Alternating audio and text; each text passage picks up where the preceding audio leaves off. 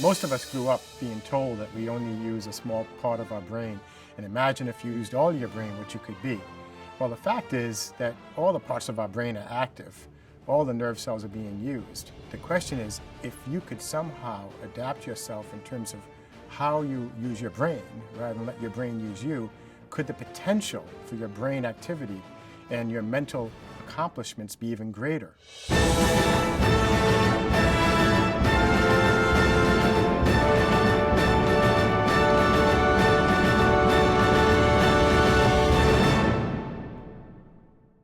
So, Rudy, most people think that their brain is in charge of them, and we totally differ here. We say we are in charge of our brain.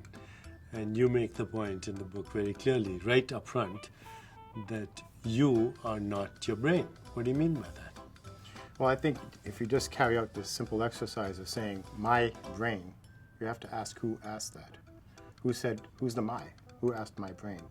And the brain is an organ, a great organ, that serves you, which is different than saying you serve your brain.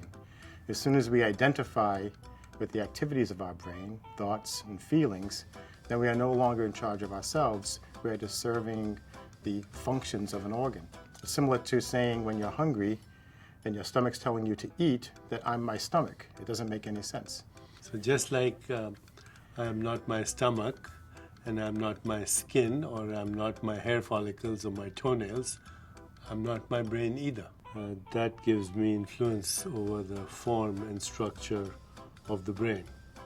The brain is an activity, and it's influenced by every experience. So right now we are having this experience of conversing with each other. Is this experience of me talking to you and you talking to me, is this influencing the form and structure of our brains? The brain is wired always in a plastic way. Plastic meaning it's adaptable, it's malleable, it's flexible. There's no hard wiring, so to speak. Yet there are certain pathways that need to be hardwired so that you can, breathe and swallow your food. But for the most part, when you have a new experience, you are changing your neural network of your brain at various levels. You're changing the neurochemistry. What type of chemicals are being made in the brain that are being shunted between nerve cells to create electrochemical signals to create memories, learning experiences. Okay, so now as we're having this conversation, which is a bit of a reflective, intellectual conversation, our frontal cortex is getting activated, our cortical brain, right? So on one hand, I'm excited to speak about it. Mm-hmm. So my emotional center, my limbic center saying, this is great, let's keep talking about this. My frontal cortex, the more recently evolved part of the brain, is saying, whoa, slow down. Don't get carried away. What you want to say has to be reasonable and scientifically sound. So there's this constant battle in the brain between the limbic emotional system and the parts that are involved with logic, learning.